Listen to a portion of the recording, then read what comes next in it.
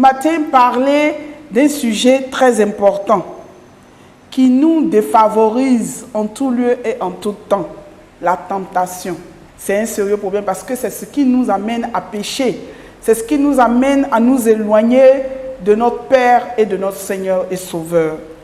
À cause de la tentation, nous avons péché contre Père et nous avons été projetés dans les fins fonds de la terre.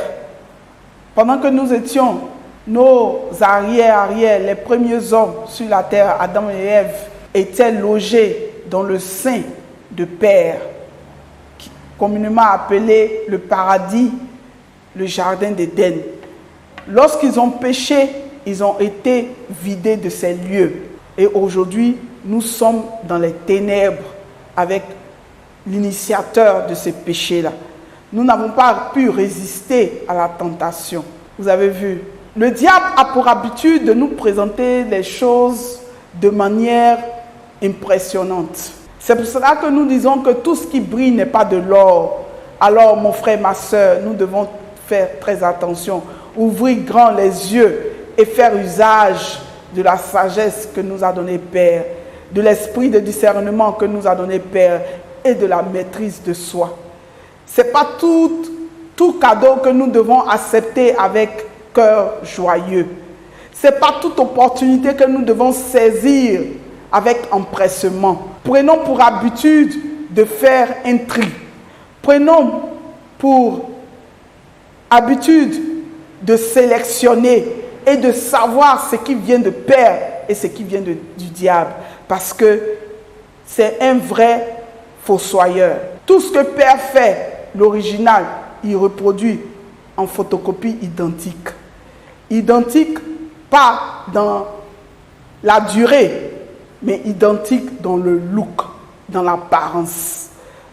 C'est pour cela que je vous exhorte à faire très attention à nos choix et décisions que nous prenons, parce que cela peut nous induire en erreur. Je prie que cela ne soit pas ta portion, au nom puissant de Isaïe. Ainsi, le sujet de ce jour s'intitule « Comment résister et éviter les tentations ?» Numéro 1. D'abord, avant de résister ou d'éviter, il faut reconnaître que c'est une tentation en identifiant la source, n'est-ce pas? Prenons le livre de Genèse, chapitre 3, verset 1, qui dit « Le serpent était le plus rusé de tous les animaux des champs que l'Éternel Dieu avait fait.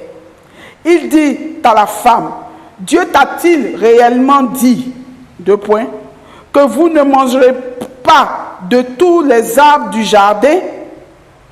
Et la femme répondit au serpent, nous mangeons du fruit des arbres du jardin, mais quant au fruit de l'arbre qui est au milieu du jardin, Dieu a dit, vous n'en mangerez point, et vous n'y toucherez point, de peur que vous mouriez. Et vous avez vu la ruse du diable au verset 4, il dit, alors le serpent dit à la femme, vous ne mourrez point, mais Dieu sait que le jour où vous en mangerez, vos yeux s'ouvriront et que vous seriez comme des dieux, connaissant le bien et le mal. Vous avez vu. La femme vit que l'arbre était bon à manger et agréable à la vue, et qu'il était précieux pour ouvrir l'intelligence. Et elle prit de son fruit et en mangea. Et elle en donna aussi à son mari qui était auprès d'elle, et il en mangea aussi. J'anéantis tout esprit d'attraction négatif, tout esprit d'attirance négatif de ta vie, de ton chemin, au nom puissant de Isaïe. Vous avez vu, la Bible dit qu'elle vit que le fruit était agréable aux vues des yeux et qu'il était précieux pour l'intelligence, qu'il était bon à manger. Voilà un peu la ruse du diable.